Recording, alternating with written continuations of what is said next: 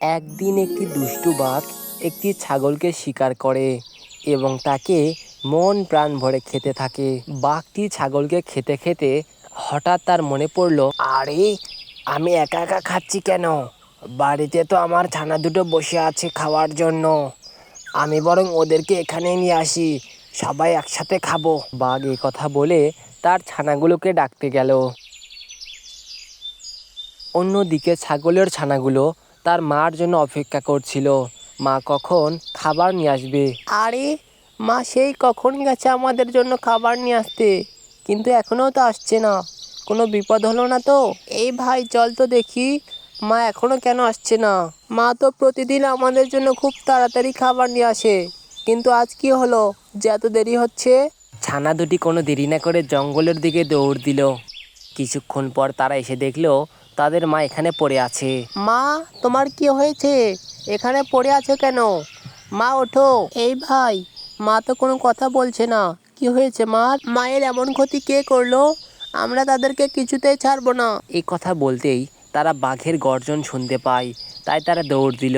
এবার বাঘ ও তাদের ছানাগুলো এসে সেই ছাগলটিকে একসাথে খেতে লাগলো। এই জঙ্গলে বাঘ ছাড়াও সিংহ ছিল অনেক প্রভাবশালী প্রাণী, তাই ছাগলের ছানা দুটি সিংহের কাছে অভিযোগ দিতে যায়। সিংহ মশাই, ওই দুষ্টু বাঘ আমার মাকে খেয়ে ফেলেছে।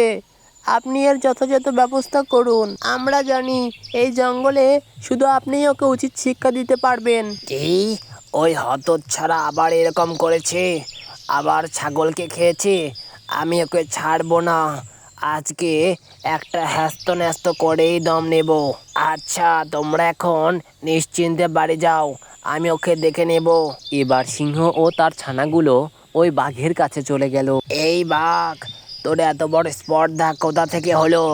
তুই ছাগলকে কেন খেয়েছিস বল? আমি আজকে তোকে ছাড়বো না, তোকে একদম শেষ করে দেব। আরে সিংহ, তুই এর ভিতর কোথা থেকে এলি? আর আমাকে এমন গরম দেখাচ্ছিস কেন? তোর তো সাহস কম না? আমার যখন ইচ্ছা হবে আমি তখনই যে কাউকে খেয়ে নেব, তাতে তোর কি? আমার কি মানে? তোর এত বড় সাহস আমার মুখের ওপর কথা বলিস?